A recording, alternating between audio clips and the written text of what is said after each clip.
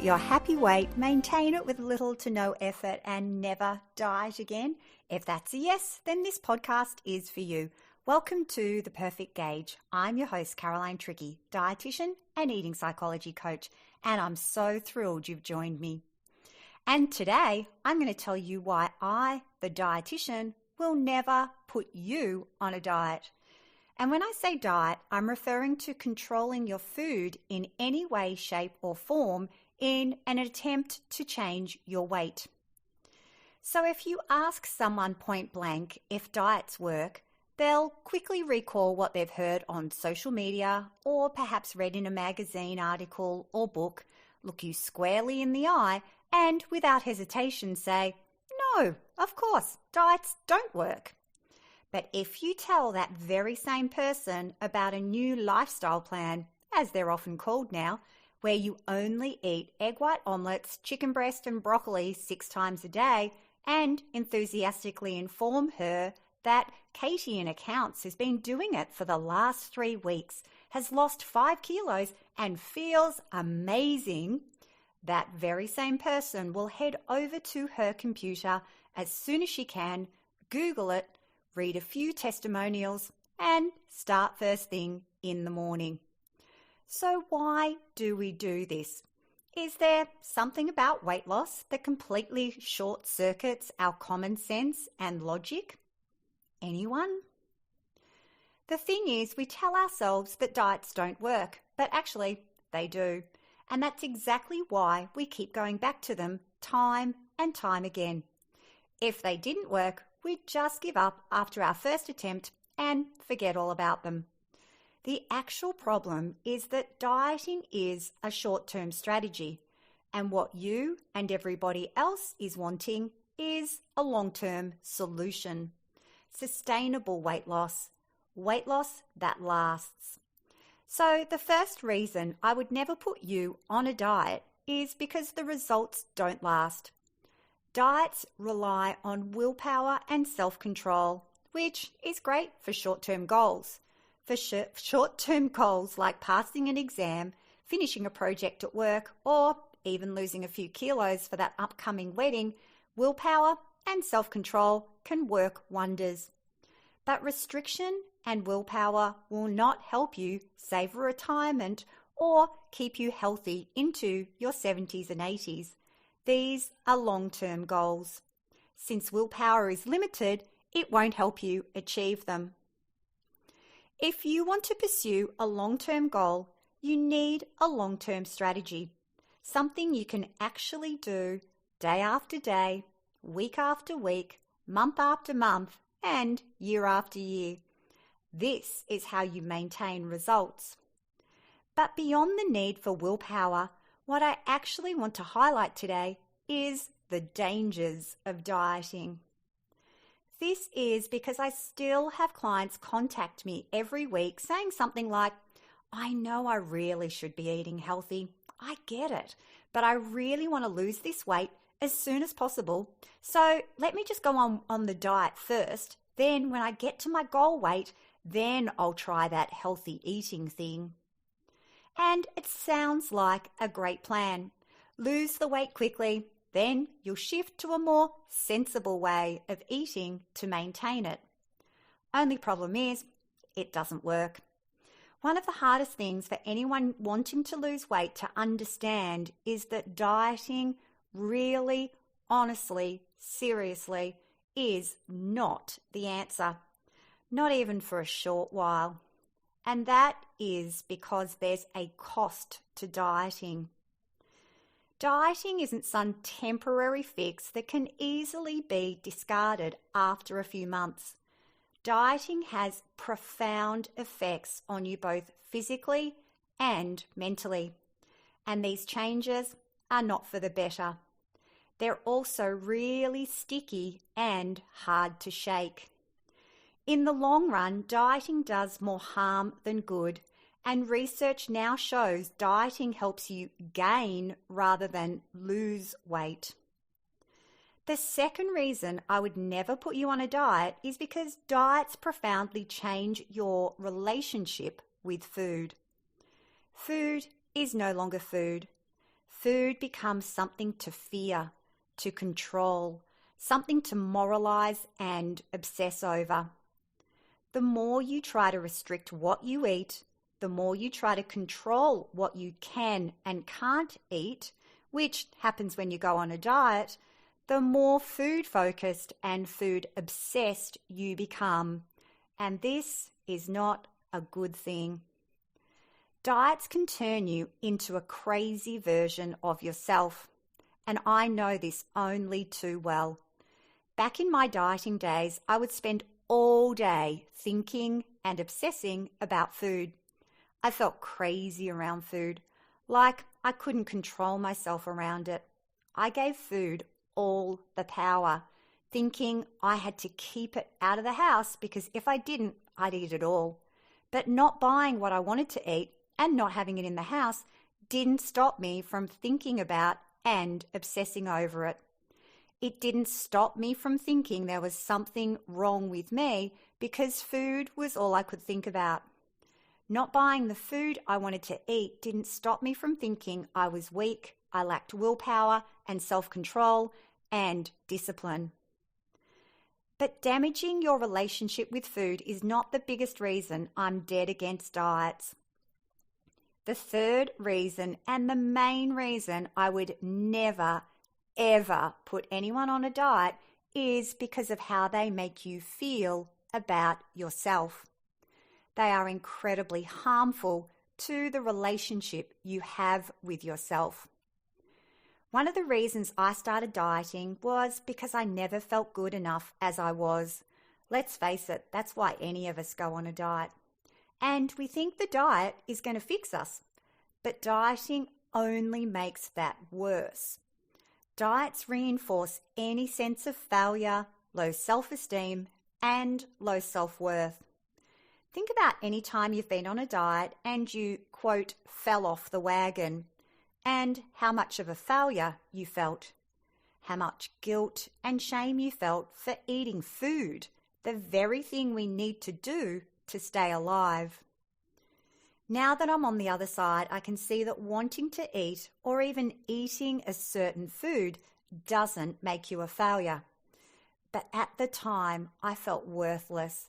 And all because I really, really wanted to eat a particular food that I wasn't allowed to eat while on the diet.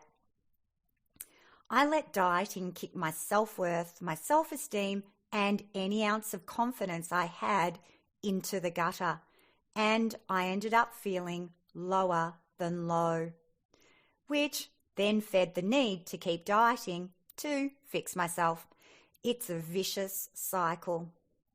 But I kept believing that when I got to the elusive smaller size and had a flat enough belly to wear a bikini, that my life would suddenly be amazing and I would finally feel good about myself. Guess what though? That was never going to happen. Because each diet attempt that I failed at because I couldn't stick to the rules only reinforced the negative opinions I had about myself. Dieting fed my insecurities. And this is the main reason why I would never put anyone on a diet. Because diets lead you further away from yourself when what you actually need is to reconnect to yourself and your inner knowing. What I know now is that to get to your happiest, healthiest weight, you need to want to take care of yourself, to care about and want the best for yourself, to treat yourself with kindness and respect, to take the time to notice what your body needs and give that to yourself. The only way you'll get there is by working with and listening to your body, which is the exact opposite to what diets teach. Diets teach you to be at war with your body. But if you are at war with yourself, it's you versus you, and that means you can never win. Diets profoundly damage your relationship with yourself and that is no way to live. When there's a disconnect between mind and body, that disconnect drives people to eat more than their bodies need. Because they don't know how much they need, they're disconnected. I know it can be hard to let go of the dieting mindset, thinking that you need to be told, thinking that you need to be restricted and controlled. Otherwise, all hell will break loose. You'll just eat and eat and eat and eat and eat and keep gaining weight. Or believing that you must deprive yourself, restrict and diet if you want to lose weight. This is what I thought too. I thought I needed to restrict how much I ate to lose weight. I also thought that without any rules, I'd just keep stuffing myself and eating everything in sight, and that I'd only want to eat the foods that I actually needed to avoid if I was ever going to manage my weight. But the exact opposite happened. When I decided to start caring for myself, when I allowed myself to eat what I wanted, I actually wanted to eat more nutritious food as I realized just how good I felt when I did. And my desire to overeat disappeared. I could be eating one of my favorite meals, but if I've had enough, I have no desire to keep eating. Even one extra bite is enough to let me know that's too much, and I immediately start to feel uncomfortable. And this is a much better way, kinder way to navigate when to stop eating than telling yourself that you really should stop now or you'll gain weight. It's also a much better way to navigate how much you need to eat than measuring or weighing or trying to control your portion sizes. Now, I know how difficult it can be for a dieter to stop looking for a quick fix, even when deep down you know that fad diets only provide temporary results. It's still incredibly tempting to want to do it just one more time, and your mind is going to tell you, go on, you've done it before, you lost those 10 kilos, why not just do it again for a couple of months? Then when you hit your goal weight, you'll eat healthily and maintain it this time. I know it's tempting, but I hope you can see that thinking this way actually does you more harm than good. It will keep you stuck, clinging to diets, and feeling like crap. It will cause you to waste time that could be better spent developing the habits that will not only help you achieve your goals, but also keep you there. Restrictive dieting and excessive workouts won't get you ahead faster. They actually do the opposite, holding you back physically and mentally, not only from better health, but more importantly, from joy, fun, and happiness. And life is far too short to opt out on those. It wasn't until I stopped trying to eat less that my weight came down easily. It wasn't until I stopped listening to everything out there that I realized that my body had been trying to guide me all along, and that instead of ignoring her, I could work with her. And that's exactly what I did and still do.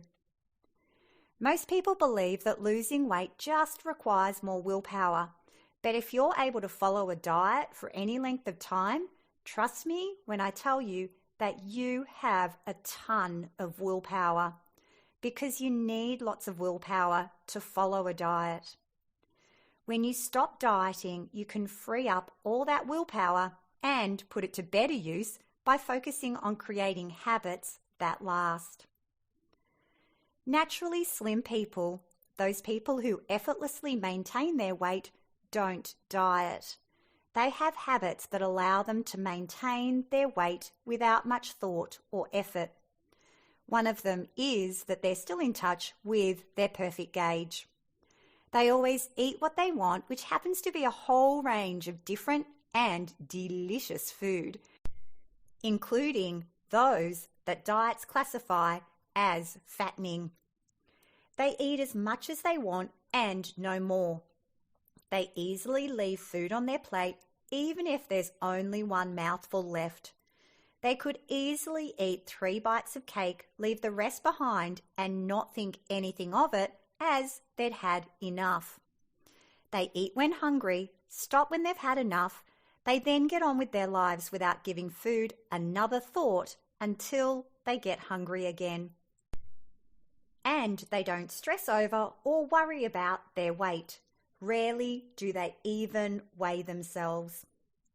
That's what listening to and working with your perfect gauge looks like.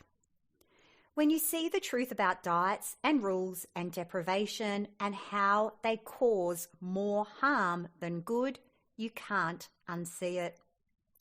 When there are no rules to rebel against, you stop rebelling.